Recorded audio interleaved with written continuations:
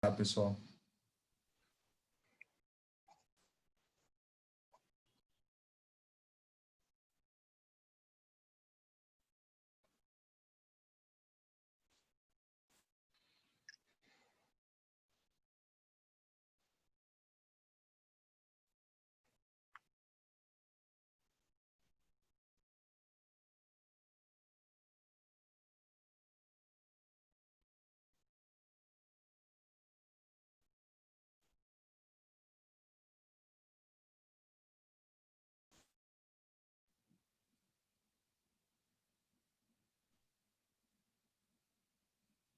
Olá, pessoal. Boa tarde para quem já estiver conectado. Vou pedir quem já estiver por aqui, mandar para a gente, está tudo certo com o áudio, com o vídeo. Em alguns instantes a gente já vai iniciar, então, o nosso webinar. Podem mandar aqui no chat, tá, pessoal? Está tudo certo? Só para nos certificarmos.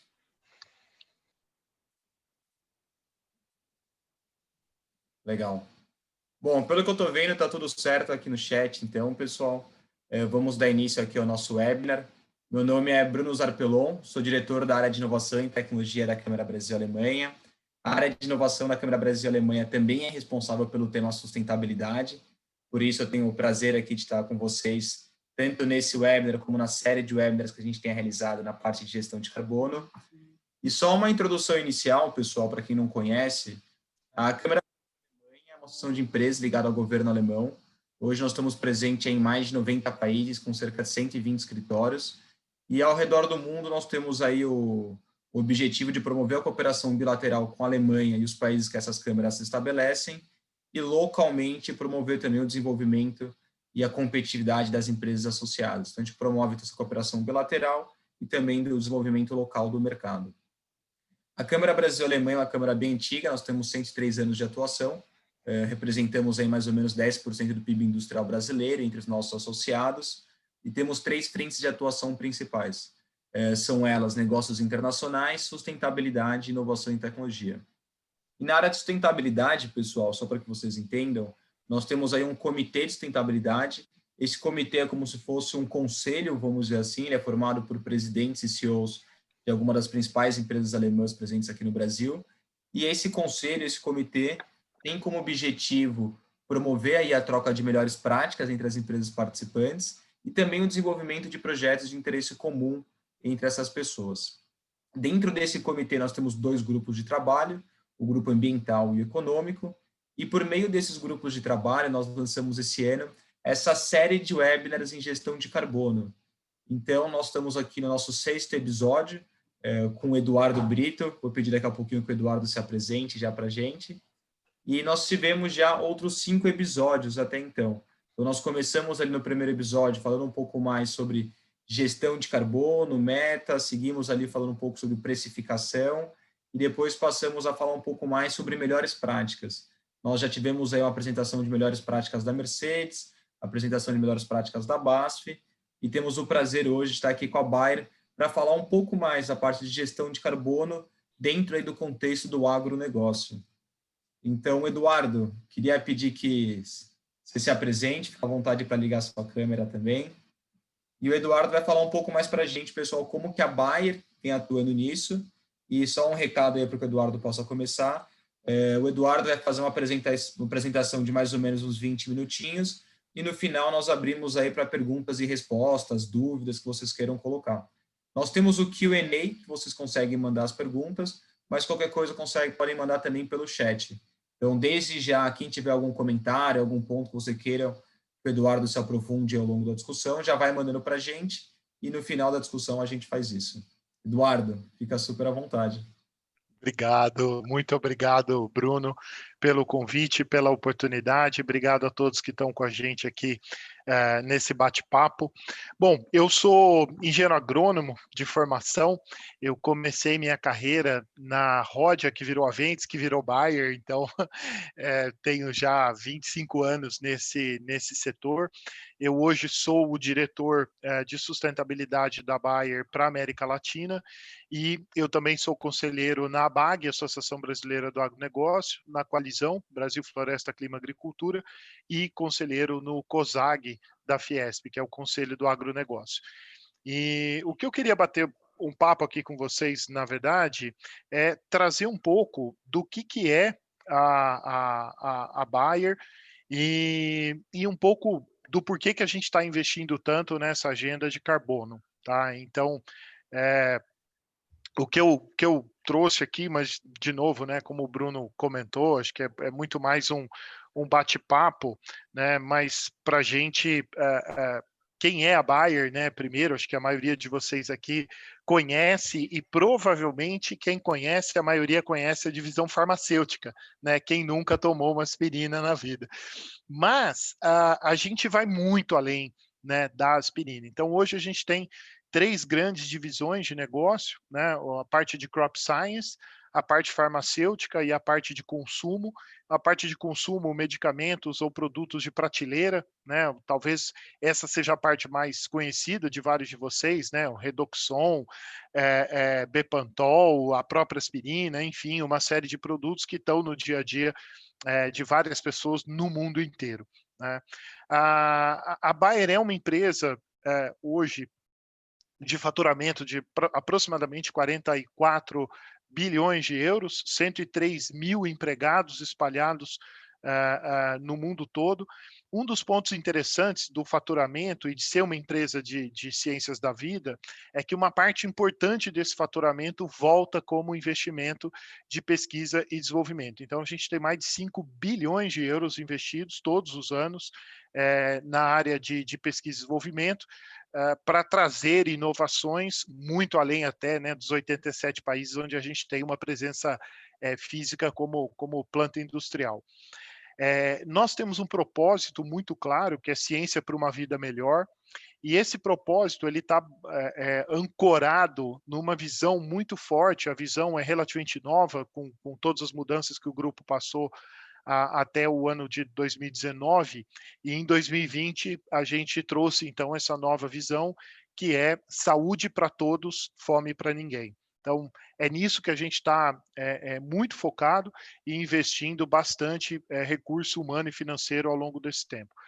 Um outro ponto importante também, nós tomamos uma decisão estratégica como empresa, né, de se mover, né, de uma empresa que só gera, né, ou gera muito mais valor para o acionista, para uma empresa que gera valor para o acionista, mas que também pode compartilhar esse valor, gera valor também para a sociedade, né? Então isso tem puxado a pauta de sustentabilidade de maneira muito mais forte do que no passado. Dois dos pilares que a gente vê muito claros que impactam diretamente a nossa empresa é esse envelhecimento e um aumento da população mundial, né? Então, a gente está indo para um mundo de 10 bilhões de pessoas e essas pessoas estão vivendo mais. E isso tem um impacto enorme, tanto nos sistemas de saúde quanto nos sistemas de alimentação, né? E, óbvio, tudo isso com uma pressão enorme de limites, mesmo planetários, onde a gente sabe que o planeta não comporta tudo isso no modelo que a gente fazia antigamente. Então, a gente precisa repensar esse modelo e é justamente onde a gente tem ajudado. Aqui no Brasil, a gente tem aproximadamente 6.700 colaboradores em 37 unidades fabris. O nosso headquarter, né, nossa central aqui no Brasil, está em São Paulo, mas a gente tem, assim como a Câmara, né, alemã, foi legal você ter comentado os 103 anos, né, a gente tem uma história centenária aqui no Brasil. Então, desde 1896 que a gente opera no Brasil. O slogan, acredito que todo mundo já ouviu uma vez na vida, né, o "Se é Bayer é bom", ele foi criado em 1922, né, então é interessante, e desde então, né, quer dizer, uma série de investimentos, alguns desinvestimentos também, mas sempre para fortalecer a empresa e fortalecer aquilo que a gente entende hoje como core do nosso negócio. Especificamente na divisão agrícola, a divisão agrícola cresceu muito nos últimos anos, percentualmente e em números totais, né? Eu, quando entrei na Bayer, a Bayer Crop Science era uma empresa que faturava 2 bilhões, né? Hoje fatura 25 anos depois, quase 20, né? 19 o ano passado, esse ano deve chegar em 20 bilhões. Então, quase metade do faturamento hoje do Grupo Bayer vem de Crop Science, 1/3 dos colaboradores estão em Crop Science, 33 mil colaboradores, e a gente está, então, presente em vários países do mundo. O nosso headquarter global é Monheim, na Alemanha, e a gente tem outros headquarters, o headquarter Europa e Ásia está em Basel, na Basileia, na América do Norte, em St. Louis, aqui na América Latina, como eu comentei, em São Paulo, e na região Ásia-Pacífico, em Singapura. Então, a gente está bem espalhado no mundo. Como eu comentei, né, dos 33 mil, a verdade, isso é um ponto também relevante, que prova de que a gente acredita, né, em ciência e trabalha muito nisso. Dos 33 mil, 7.800 são colaboradores de pesquisa e desenvolvimento. Então, a gente sabe que precisa de uma máquina de inovação muito grande, né? Hoje, para soltar um produto no mercado, a gente investe cerca de 350 milhões de euros, 10 anos para conseguir colocar um fungicida, por exemplo, no mercado global. Então, é importante ter uma máquina grande que consiga fazer isso e que consiga colocar recurso. Então, hoje a gente coloca 2 bilhões e 300 nessa área para fazer isso acontecer. E quando a gente olha, indo aqui para a segunda parte, a final, de sustentabilidade e desafios, né, a gente vê com muita clareza que a população humana vai crescer, né, tem crescido de maneira estável nos últimos anos, mesmo agora com Covid, né, muita gente, nossa, vai mudar tudo, não mudou, né, o trend, né, a tendência é essa, continua aumentando, e as pessoas, apesar dos percalços, mas a vida das pessoas, na média, tem melhorado, principalmente do asiático. O asiático, melhorando a vida, ele consome mais. Ele quer um padrão de consumo parecido com o do europeu, parecido, e não precisa ir longe, né? No Brasil, o consumo, né, de grandes cidades, praticamente todas as capitais, com as cidades do interior. É só comparar, tem uma diferença grande. O asiático, basicamente, né, se você põe 10 euros no bolso, você vai ter um aumento de consumo, particularmente de proteínas. Né? Então, quanto mais dinheiro no bolso, mais proteína as pessoas consomem, no mundo todo é assim, e quanto mais dinheiro, mais proteína animal do que vegetal. Mas, para produzir proteína animal, você precisa de proteína vegetal, e esse é o grande boom, particularmente de soja, né, no caso do Brasil, que tem ajudado nisso. Então, apesar da população crescer mais ou menos 30%, a demanda de alimento vai crescer 50%, porque a gente vai ter que produzir mais alimento de mais qualidade e alimento para virar alimento, né? Que é a parte, por exemplo, de soja, né? Muito pouco da soja é consumida diretamente. E um dos desafios é fazer isso num planeta com recursos limitados. Então, a gente já tem 1/3 do planeta Terra utilizado para a agricultura e uma pressão enorme da sociedade para não converter mais. Converter é um eufemismo de desmatar, mas a verdade foi assim que a agricultura cresceu no mundo todo. Né? Então, hoje é visto como alguma coisa ruim, e aí a pressão é, poxa, como é que eu aumento a produção de comida se eu não posso aumentar a área? Uma das soluções, então, é aumentar a produção por área, e a gente chama isso de sustentabilidade. Então, esse é um desafio que tá dado, e a gente tem trabalhado muito na Bayer nessas 6 áreas de impacto, de carbono, impacto ambiental, pequenos agricultores, agricultura familiar, biodiversidade, saúde de solo, responsabilidade no uso de produtos e eficiência no uso de água. Hoje eu vou comentar rápido a agenda de carbono, essas 3 agendas aqui, a gente tem um numérico, né? Então, muito claro, quer dizer, a agenda de carbono queremos reduzir 30% as emissões de gases de efeito estufa na agricultura mundial. Nós queremos reduzir 30% o impacto das nossas tecnologias. Né? Então, isso significa trazer mais digitalização, trazer mais biotecnologia, biologia, controle biológico, outras soluções que vão além das tradicionais químicas.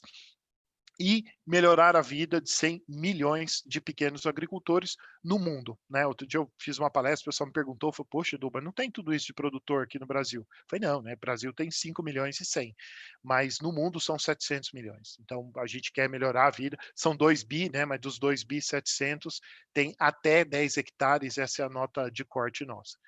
E aí, comentando de carbono, a gente sempre fala de carbono, mas nós estamos falando, né, entendam carbono, carbono equivalente, ou GHG, né, gases de efeito estufa, GEE.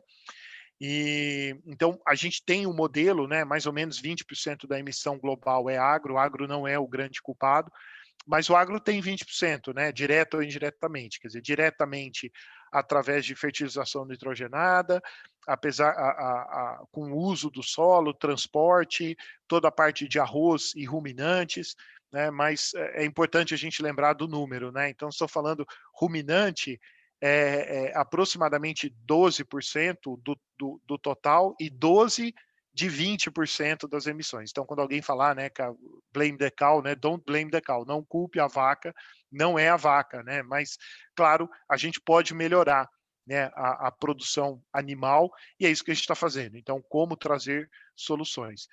Óbvio que a gente, para ir para fora, né, pedir e oferecer ajuda, a gente tem que fazer dentro de casa. Então, a gente é comprometido com o Science Based Target Initiative, nós somos signatários desde o princípio, nós temos uma meta de ser carbono neutro até 2030, e isso significa, então, vários projetos de eficiência energética, mudar compra de energia, toda energia comprada será de fonte renovável a partir de janeiro do ano que vem, e uma parte a gente não consegue fazer um offset de 100%, infelizmente, uma parte é síntese, a gente não consegue trocar, essa parte a gente vai fazer um offset no mercado. E, complementando, então, quando a gente fala de escopo 1 e 2, para quem está mais acostumado, né, com os termos, a gente está falando de emissão próxima de 4 milhões de toneladas, mas quando a gente olha para esse escopo 3 estendido, né, na cadeia de valor, a gente está falando de 4 bilhões de toneladas. Então, essa é a diferença e esse é o nosso compromisso. Como fazer isso? Né? Trazendo tecnologias que existem, como o plantio direto, integração de lavoura, né? Integração lavoura, pecuária, floresta, várias outras ferramentas que existem e, inclusive, trazer ferramenta nova. Né? Então, a gente está falando aqui de novo, né? Plantio direto, plantio, por exemplo, de arroz. Arroz é um dos grandes emissores do mundo. A gente, o ano que vem, lança uma variedade de arroz tolerante à água salobra. Né? Um dos grandes problemas é que o nível do mar tem subido e começa a inundar boa parte da Índia, de Bangladesh, e aí quando inunda, o produtor, a tendência dele é subir a montanha para plantar arroz. O que ele faz ao subir a montanha? Desmata. Então, viabilizar sementes tolerantes à água salobra e no futuro plantio no mar mesmo, literalmente plantio no mar. Então, sim, existe tecnologia, o que a gente tem que fazer como ajudar a que essa tecnologia chegue para esses vários produtores.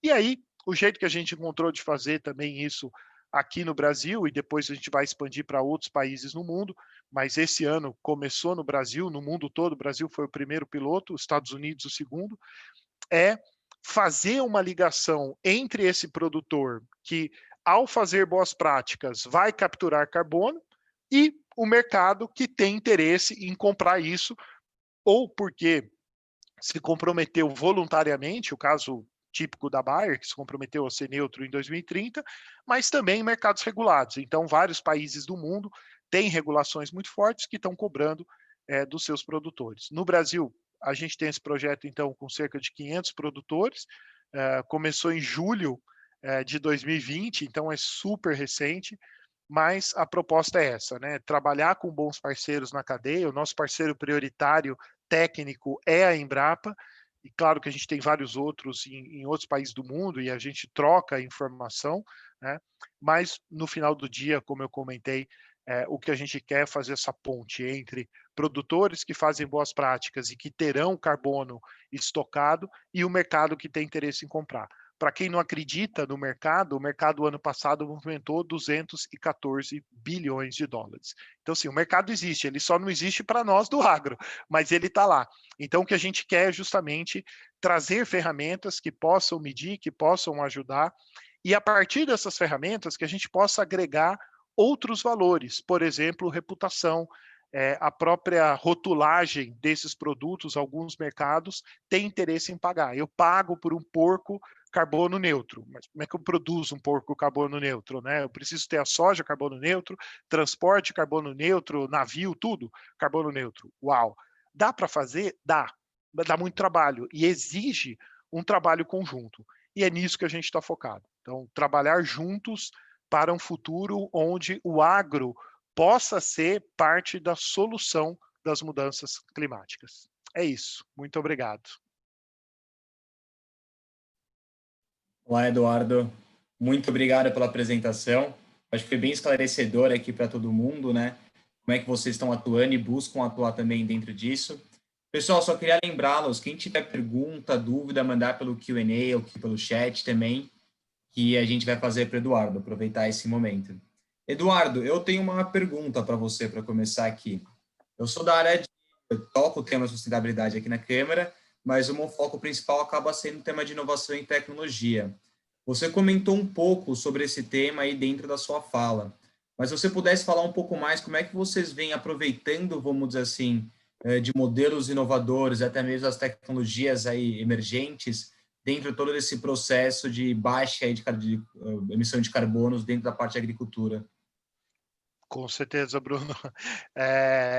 Tem uma parte super interessante aí de redução de custo, né? Então, esse é um gargalo enorme para carbono em agricultura. Hoje custa em torno de R$ 150 por tonelada para fazer essa medição. A tonelada hoje está $5. Então, assim, ninguém vai gastar $5 quer dizer, vai gastar R$ 140, né, para ganhar 30. Então, Sim. o principal desafio está em trazer tecnologias. Então, desde as tecnologias novas, e eu vou pôr novas porque elas têm 20, 30 anos, mas são novas comparativo com o modelo tradicional, né, de abre uma trincheira, retira um cilindro de solo de 5 em 5 centímetros, mistura aquilo ali e manda para um laboratório. O que a gente está fazendo? A gente está trazendo tecnologias novas de laser ou infravermelho, que podem capturar de maneira muito mais rápida e muito mais barata a quantidade de carbono no solo. E no futuro, através de inteligência artificial, que a gente possa correlacionar, quer dizer, imputar esses dados no sistema.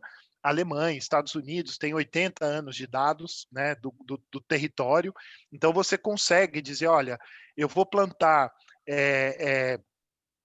trigo no Paraná, na região de Ponta Grossa, onde vai chover 2.000 milímetros, naquele solo, com essa chuva, com essas culturas, olha, provavelmente você vai conseguir capturar de 2,5 a 2,7 toneladas de carbono, a um custo de 10 cents. Então, eu saio de um modelo de R$ 150 para 10 centavos.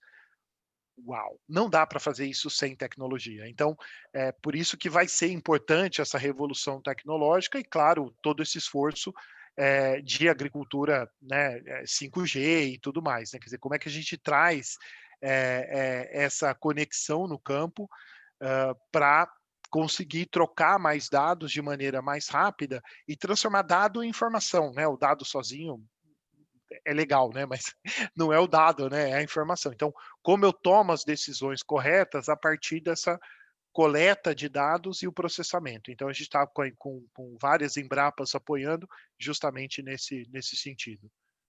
E, Eduardo, nessa pergunta, depois eu até levo a pergunta que chegou aqui, qual o principal gargalo quando a gente fala de Brasil para que isso aconteça, ou aconteça de forma mais ampla, vamos dizer assim? Quais Olha, são, né, os principais gargalos, é, talvez? nunca tem um só, né? Mas, Bruno, eu vejo com muita clareza que tem espaço para melhorar a parte regulatória, sempre tem, né? Quer dizer, é importante lembrar, em geral, no mundo inteiro é assim, a regulação ela vem depois da mudança, né? Esse é o modelo, a gente tem uma tendência de achar que é só o modelo romano, né, de direito, na verdade no mundo inteiro é assim, né? Você vem com novidade muito antes de existir a lei. Então a gente precisa de um framework, né, regulatório, quer dizer, um desenho regulatório que ajude a remunerar o produtor que faz boas práticas, seja diretamente pelo mercado de carbono ou indiretamente. O próprio presidente do Banco Central disse isso há um mês atrás, mais ou menos. Poxa, eu quero aumentar 20% o limite de crédito para o produtor mais sustentável. Então, assim, aquele produtor que tem excedente de floresta e que, por lei, poderia desmatar e não desmata, a sociedade acha ótimo, porque, né, floresta, tá lá. Mas para ele é custo. Então, assim, poxa, será que esse produtor não merece ter um aumento no limite? No caso, o Banco Central sugeriu 20%. Poxa, merece. Então, como a gente ajuda? Acho que o framework regulatório é um pedaço, e claro, né, toda essa parte de conexão, né? Assim, tem muitos lugares no Brasil, a gente está no mapa ali, né? Mas a gente tem projetos do Maranhão até o Rio Grande do Sul. No Maranhão, por exemplo, muitas das fazendas que estão no projeto estão pondo torre, porque a fazenda falou: não, eu não tenho, eu só tenho rede na cidade, né? O que é um absurdo, quer dizer, em vários países do mundo você não consegue nem aceitar, né? Que se ué, tanto faz se eu estou na cidade, no campo, eu quero ter, se eu tenho, né? Se eu não tenho Wi-Fi, eu quero ter 4G, e tem Sim. muitos lugares que você não consegue nem 3G. Então, assim, como é que você vai trocar dado rápido para tomar decisão se você não consegue nem conexão? Então, esse é um esforço grande também que a gente tem trabalhado, tanto com Conectar Agro, quanto com os nossos parceiros diretos. E vocês têm atuado bastante na pauta do 5G, Eduardo? Isso não acaba sendo o foco aí nesse momento? Nesse momento, não. Assim, o foco nosso, como conectar agro, né, que junta quase todas as grandes empresas de máquinas, implementos e empresas de agricultura digital, inclusive a Climate Field View, né, que pertence ao grupo Bayer, a gente está trabalhando em levar a conexão 4G no campo, né? Então esse é o primeiro desafio nosso, assim, se a gente conseguir levar a conectividade 4G para todo o campo brasileiro, a gente entende que já cobre uma parte interessante do desafio. Claro que com 5G, aí a gente muda completamente o jogo, porque aí eu consigo ter predições, né, de safra, de tudo, né, muito mais rápidas, né, e aí isso melhora o todo. Mas nesse momento, o A próprio briga é pelo governo mais brasileiro, básico agora. exatamente, o próprio governo brasileiro ainda está decidindo, né, se Sim. qual a melhor. Então a gente está ainda brigando pelo mais básico. Tem uma pergunta aqui do João Batista Rangel, que é a seguinte, Eduardo. O projeto contempla alguma tecnologia para a conversão de biomassa agrícola em energia elétrica baseada em gasificação? Gaseificação? Por enquanto, não. A gente tem internamente, sim, né? Internamente a gente tem mais de 20 unidades de semente. Todas as nossas unidades de semente a gente está convertendo para queima de sabugo, né? Porque semente, boa parte das unidades de semente de milho, né? Beneficiamento de semente de milho, e eu vendo a semente, né, do milho, né? O sabugo antigamente jogava fora. Então hoje já existem projetos para isso, né, de queima dessa biomassa de sabugo. A gente tem conversado com o setor florestal, particularmente com Suzano e Clabin. A gente teve uma conversa bem interessante com o próprio IBA, que é o Instituto Brasileiro de Árvores, né? A gente tem um diálogo muito construtivo para entender como a gente ajuda, né, e como faz a ponte. Primeiro, muito mais interno, quer dizer, essa agenda de remuneração do produtor, o modelo que é utilizado hoje no mundo é carbono capturado no solo.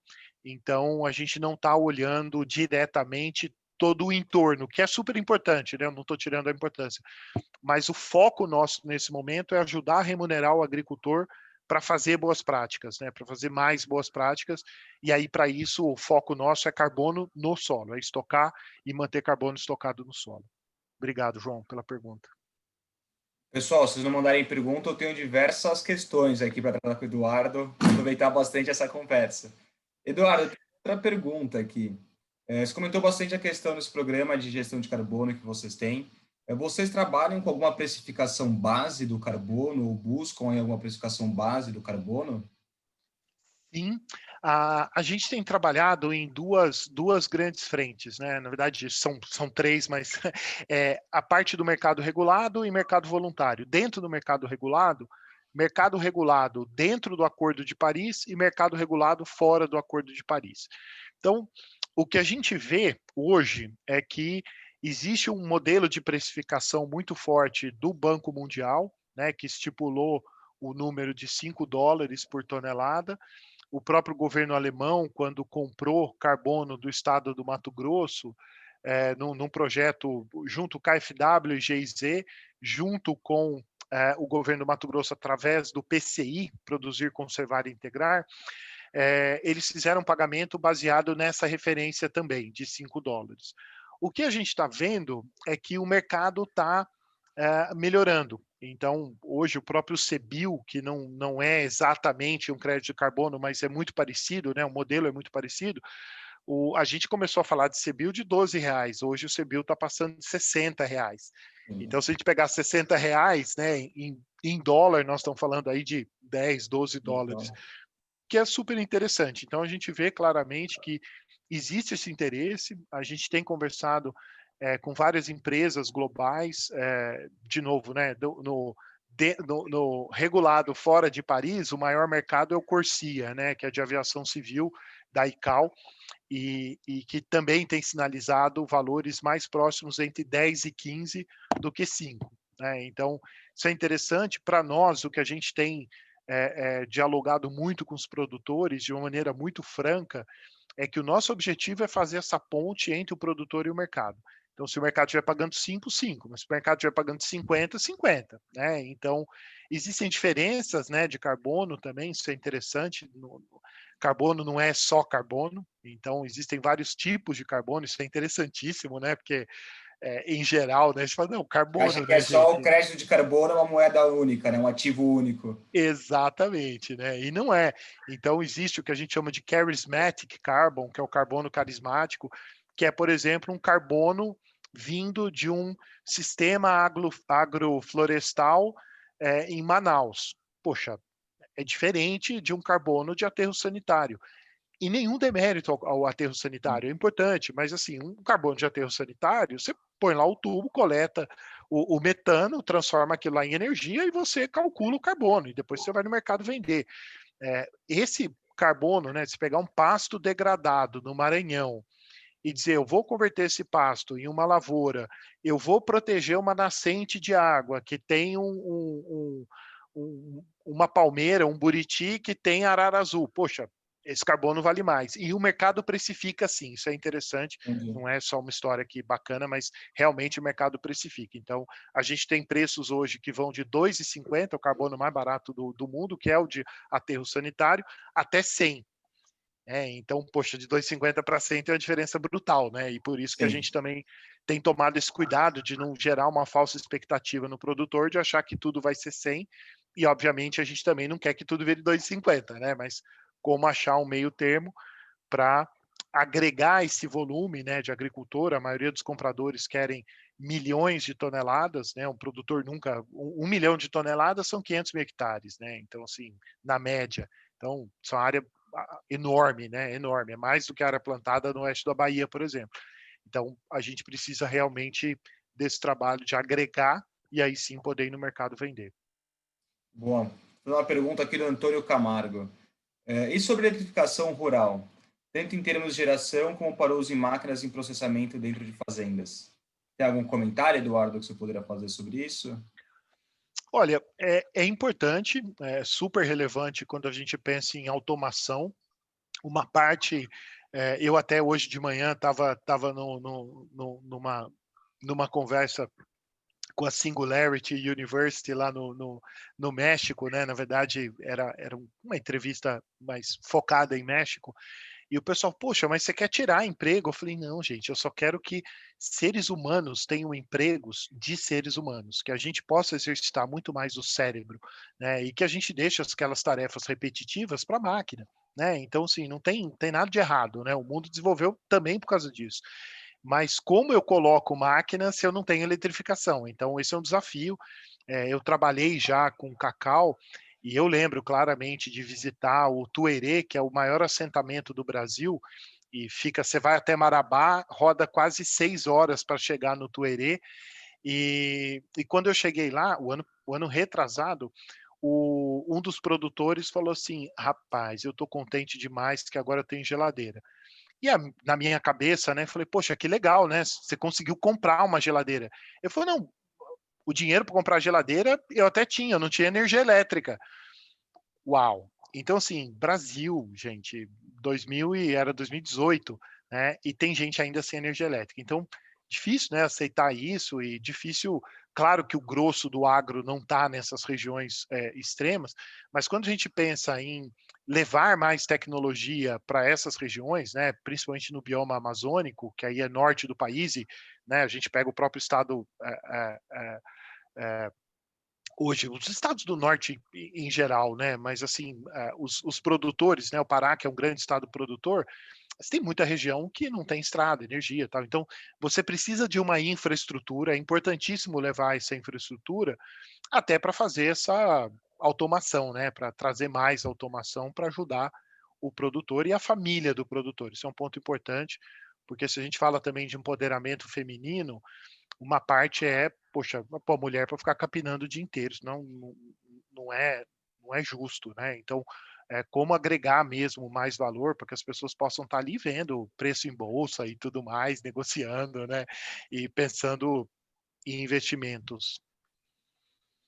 Beleza. Eduardo, tem uma pergunta aqui do Henrique Lemos que é a seguinte: Eduardo, como vocês planejam a comercialização desses créditos de carbono? A Bayer vai intermediar ou vocês veem outros players nessa função? Os 2. A gente vê claramente que, grandes players estão voltando para esse mercado. O Rabobank, por exemplo, vai voltar o ano que vem a tradear carbono. Eu tenho conversado com o Commerzbank, por exemplo, sei que eles têm interesse em fazer isso também, Shell, BP.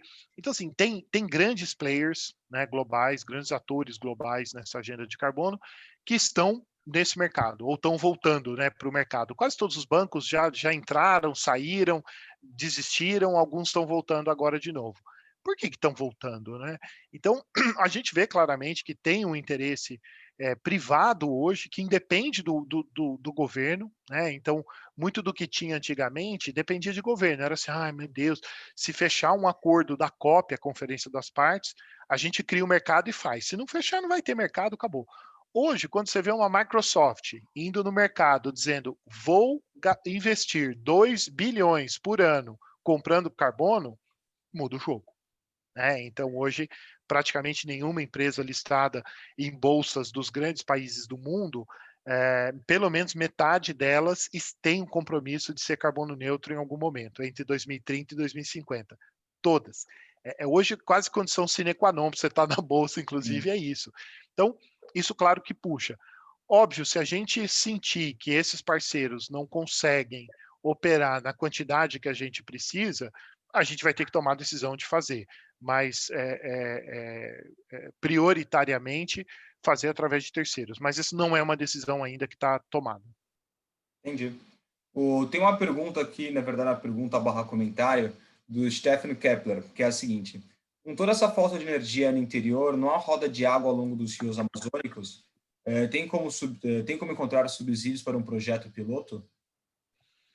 Você Ah, tem uma olha, coisa sobre isso? eu creio que sim, né? Não é tão ligado aqui na pauta, mas eu vejo que sim, assim, da minha experiência, particularmente na região norte, existem muitos atores interessados em viabilizar essa agenda de inclusão. Né? O próprio GIZ faz isso, né? Tem um amigo querido lá, o Alex Deose, que tem trabalhado com isso. Recomendo vocês conversarem, porque eu sei que eles têm vários projetos de parceria público-privada, justamente para alavancar recurso. Então, assim, né, o governo alemão tem uma parte disso, o governo brasileiro hoje tem alguns projetos também nesse sentido, diferentes ministérios hoje têm esses recursos, e os próprios estados. Então, acho que é muito mais de testar. Uma coisa que eu aprendi é que bons projetos pressupõem bons parceiros envolvidos. Né? Se você tem bons parceiros envolvidos, você consegue alavancar recursos. Dinheiro é a commodity mais abundante do mundo. Não falta dinheiro, falta projeto. E projeto são boas pessoas juntas. Então, é importante a gente sempre lembrar disso. Eu reforço o que o Eduardo falou. Hoje em dia existem alguns subsídios, né, tanto no Brasil quanto na Alemanha via GIZ, via parceria público-privada, que são viáveis para esse tipo de projeto. Obviamente tem que ter um interessado, né? Alguém que traga o tom aí para esse tipo de ação. Tem uma pergunta aqui do Maurício Cherubim. Qual a vigência deste projeto piloto nas 500 propriedades no Brasil? Como desenvolver uma base robusta de dados de mudanças de de carbono no solo pela adoção prática de manejo no curto prazo? Maurício, obrigado. Um abraço para você aí da Exalc, para todos os exalquianos. Eu sou exalquiano, então grande abraço.